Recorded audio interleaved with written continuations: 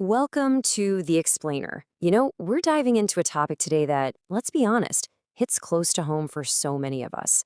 How do you find a career that's more than just a paycheck? How do you find a job that actually fits? All right, let's get into it. Let's kick things off with this idea right here because it's huge.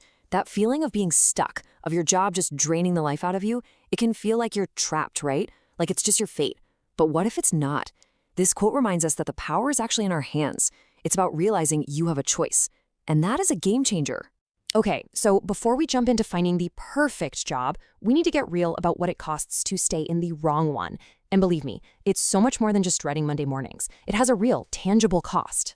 Well, there's actually a name for that feeling: professional misfit. It's this fundamental clash between who you are on the inside, your personality, your values, and what your job demands from you every single day. We're not talking about just a bad week. It's that constant, nagging feeling that you're in the wrong place. The difference is just night and day. Think about it. A professional misfit? It's like you're trying to drive a car with the handbrake pulled all the way up. You're just burning fuel, going nowhere fast, and totally wearing yourself out.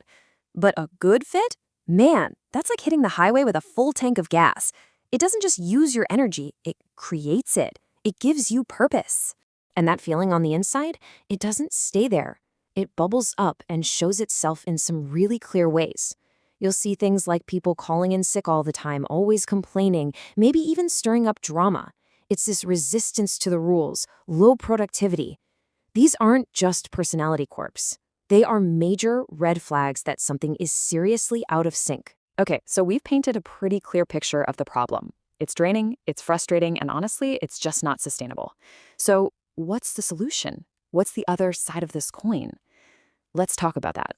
The goal, the thing we're all aiming for, is something called professional compatibility. This is the sweet spot. It's that amazing feeling of synergy where your work just clicks. Your strengths are celebrated, your values align up with the company's, and your job feels like a natural part of who you are. It's all about harmony and balance. And this goes so much deeper than just being happy at work. It's about reaching this state of a satisfied soul. It's a profound kind of inner peace you get from your work. Just imagine a teacher who feels like they're coming home when they walk into their classroom. That feeling of belonging, that's what we're talking about.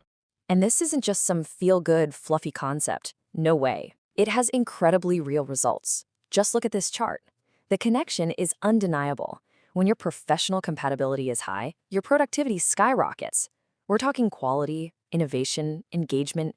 Everything gets better when you're in the right role. The difference between 30% and 95% is just massive. So the big question is, right, how do you actually find this compatibility?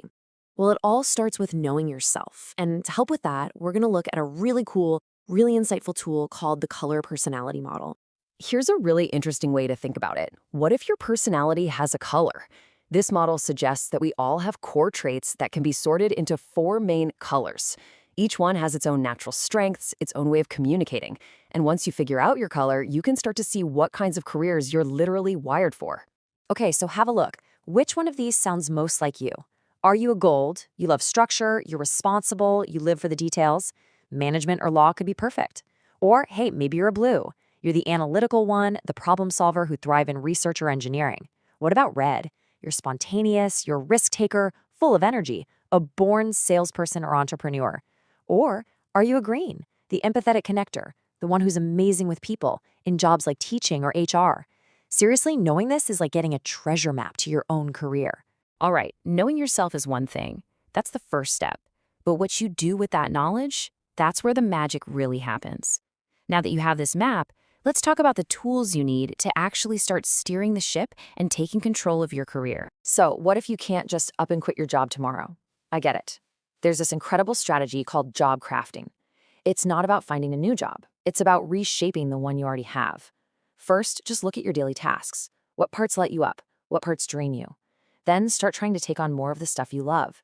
And finally, focus on building connections with coworkers who energize you. You can completely change your job without ever changing your job title. So here's your toolkit for this whole journey. It's about being intentional. It's about fighting to put yourself in the right place. It means never, ever stop learning, because new skills mean new doors open. You've got to build that network of people who have your back. And this one's important. Let's be realistic.